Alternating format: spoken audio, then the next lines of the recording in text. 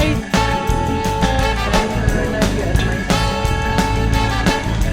So, may ginawa tayong work. Lalagyan lang tayo sa yan. Hindi na tayo. Sobrang nagustuhan ko yung sapatos ng ng Adidas yung bago. Lalakad ko sa hotel. Okay guys, ito ang ating damage ngayon. Bumili ako ng luggage, pang hand carry. And ito ang ating mga damage. Yan, hindi ko alam actually kung pwede i-hand carry yan. So, yan. Actually, dapat yung mas mura ang bibilhin ko. Kaso, parang for long term na din. Ayan. Another damage, guys. Giordano. Bumili ako ng jacket. Yan. Dalawa kasi mas mura pag dalawa. Yan. Diba? Budol-budol lang. And ito. Yan. Nakita na ko dun sa packaging, kaya bumili ako. Di ba ang babaw, guys? So, yan, luggage, ito. Tapos nagbigay pala sila ng free anik-anik. Yan. At saka ito, card. Di naman ako marunong maglaro. Hey guys, so it's our last day here. So, ayan, try natin yung ang init, guys, ang init.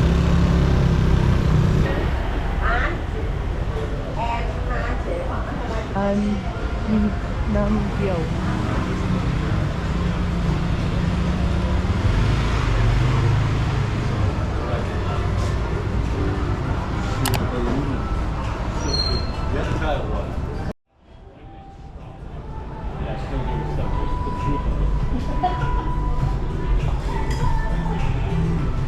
Hey guys, so we are currently here at Namgyaw Restaurant. So, ito, recommended naman galing sa itinerary ni Mochilol and Kip. So, ano kayong masarap dito?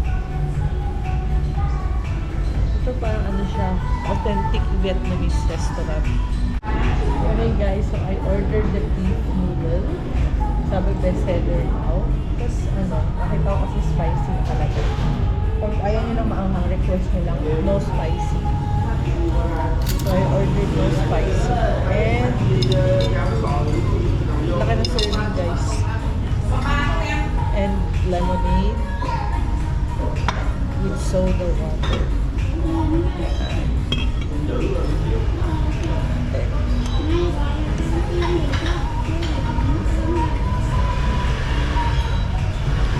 Sarap.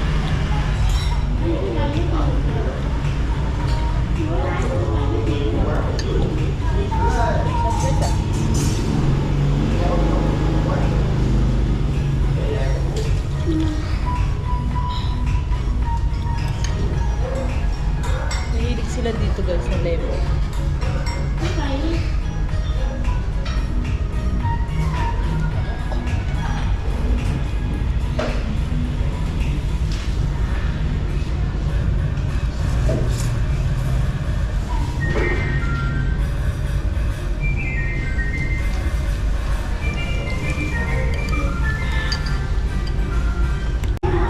Gusto yung beef nila guys.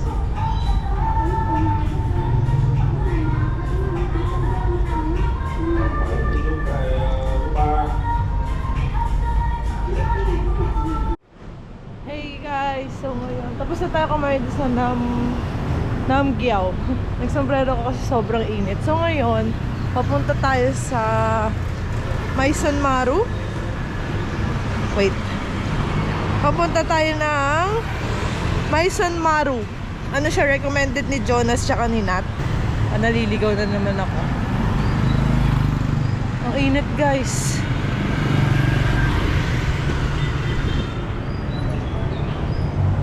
Sa area na to, sobrang daming mapupuntahan kasi ito na naman yung Bentan Market. Ayan.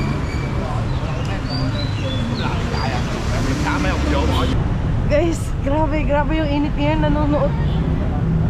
Nanonood yung init sa balat. Sobrang init. As in, sobra. Ang hapti. Guys, pag pupunta kayo dito, mahalaga yung mukha nyo covered. Kasi sobrang init. Feeling ko yung braso ko, ayan o. Sunog na yan. Malaman natin yung kulay ko mamaya. Sunog na yan, guys. Hey guys, so yan, nandito na tayo sa Maisan Maru. Yan. Taan natin ano bang meron sa loob. Ang sarap dito, ang lamig.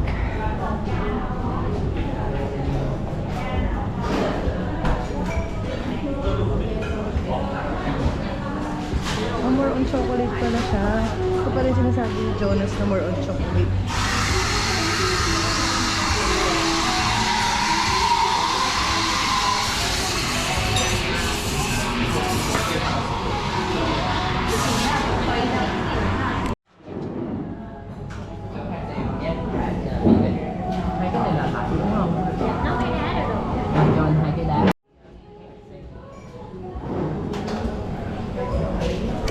Hey guys, so we're now here at Maisan Maru.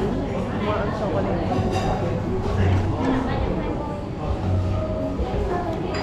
Cashew milk.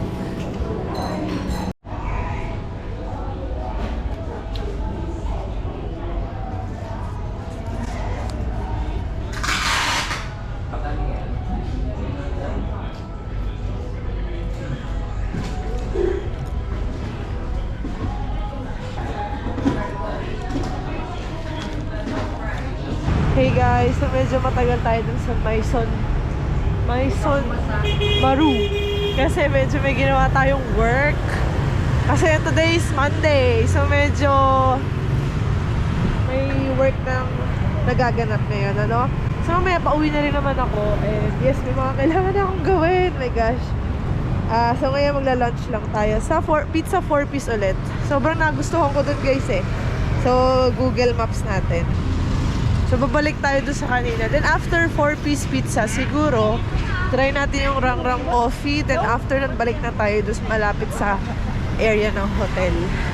Siguro, medyo agahan ko pumunta ngayon ng airport kasi may mga kailangan akong tapusin na trabaho. So, paglalabas pala kayo, kailangan mahalaga. Parang magkakasakit dito. Ang lamig-lamig doon sa loob, tapos ang init dito. So, yeah. Pero guys, nakakatakot tumawid dito kasi tingnan nyo kung saan sa yung motor.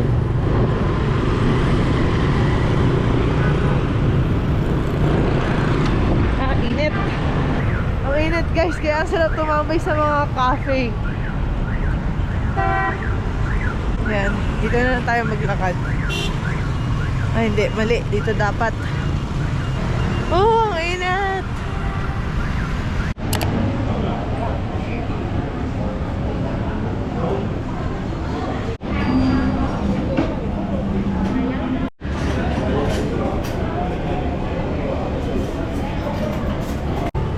So yun guys, katatapos lang natin kumain dito sa 4-piece pizza, nirest baka natin yung crab pasta, crab spaghetti. Parang spaghetti siya, pero masarap.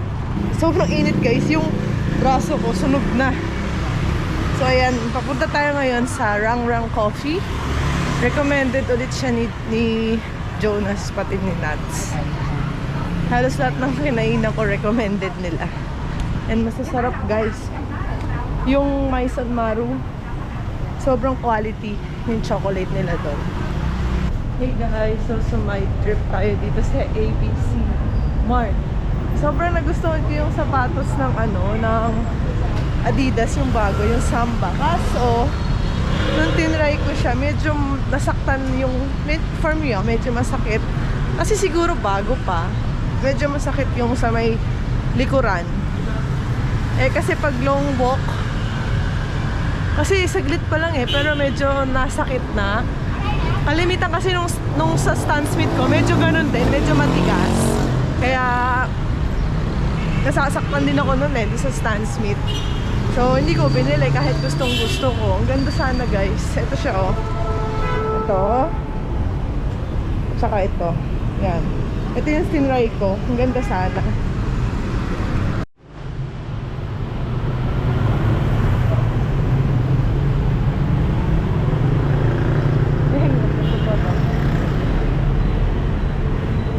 guys, picture ako ng picture doon sa kabila. Ito pala yung ram-ram ko. Yan. So, try natin guys ito.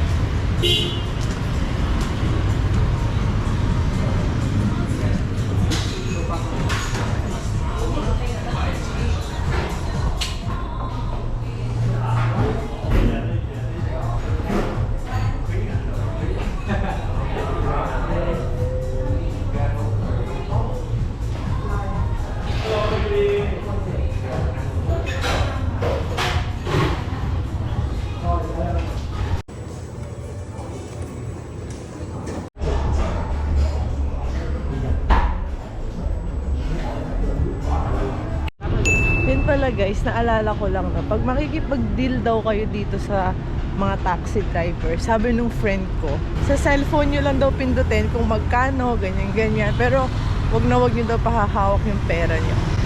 Kasi may mga ano rin dito, may mga, alam nyo na.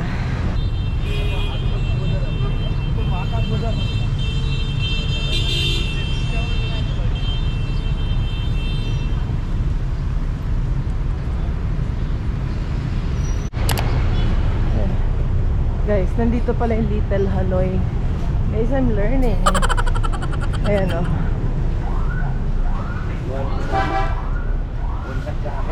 Hindi ko alam kung marami tong Little Hanoi na branch. Pero baka marami kasi ito ay Little Hanoi. Yan, Jersey. Hidden gem. Ayan. Opening. Full.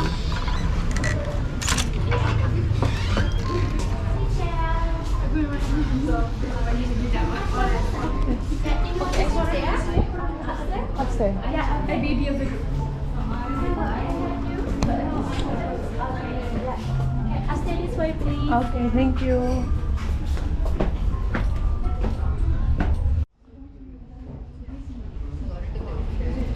Ayan guys, ang ganda ng ambience dito sa Little Hanoi. So mukhang dito na tayo magpapalipas hanggang mamaya.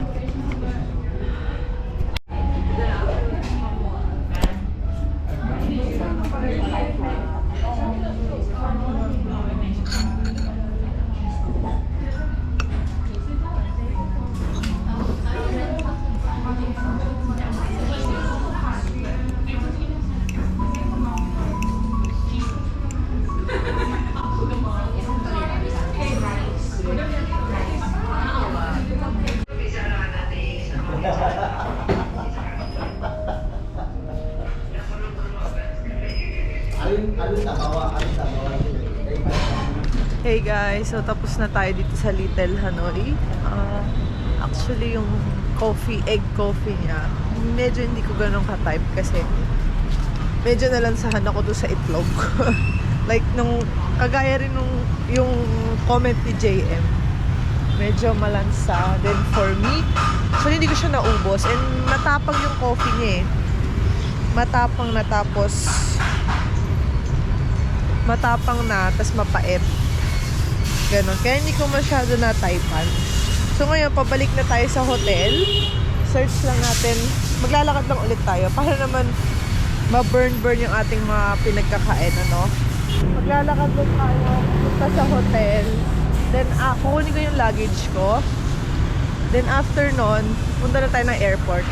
Since ang boarding time naman ay 12 AM pa, gusto ko na rin magpatama ng konti sa airport para doon na rin ako magpapahinga ng kaunti. So yung egg coffee pala 40,000. So around, gantahin nyo na lang guys. Pero yun, we're walking. So from Little Hanoi, almost 1 kilometer from Little Hanoi to Sasi Hotel. So ayun, kaya naman lakarin. Pag pala guys, kaya nagsistay sa District 1, sa Sasi Hotel, sobrang highly recommended ko yung hotel na yun. Kasi lahat ay halos walking distance. Actually, halos lahat walking distance. Minsan lang mapapag-grab kayo kasi yung sobrang init. As in, sobrang init kanina, sobrang talas ng araw. Ngayon, halos hindi na ganun katalas yung araw. Technique pala guys, pag ganun, patama kayo ng konti sa mga cafe, ganun. Meron pala akong hindi na-try kasi medyo busog na ako. Yung cheese coffee. Sabi masarap din yun eh. Meron siya malapit sa hotel namin. Kaso hindi ko na na-try kahit napakalapit lang sa amin. Ay nako. Guys, may KFC. Ang daming motor guys, oh. Ayan. Ang lapit niyan. Ayan guys, dyan pala ako bumili ng maleta ko kagabi. Ayan. Mia Bien. Guys, habang on the way ako sa hotel, nakita ko to, oh. Siyempre, sa my trip na naman tayo. Ayan, oh. Ang ganda. Very aesthetic. Guys, ito parang ang sarap din dito. Ayan. Song Cafe. Oo, okay din. Daming natin naman. Actually, kaliwat kanan guys, ang daming cafe. Kasi hindi mauubos yung matatry yung coffee shop. Ako nag-base lang ako dun sa mga recommended ng mga kakilala ko. Kasi, yun, at least tried and tested na okay. So, ayun guys, ito. Pupunta na yung Grab. And inaantay lang natin yung Grab. So, ang ginawa ko pala, nag-check out ako kanina mga before 11. Tapos, iniwan ko yung luggage dito. Tapos, binalikan ko ngayon around siguro 5:30. Tapos, mga 30 minutes siguro papuntang airport. Depende pa sa traffic. So, ayun, siguro sakto lang. So, balita ko kayo later kung ano mangyari sa airport.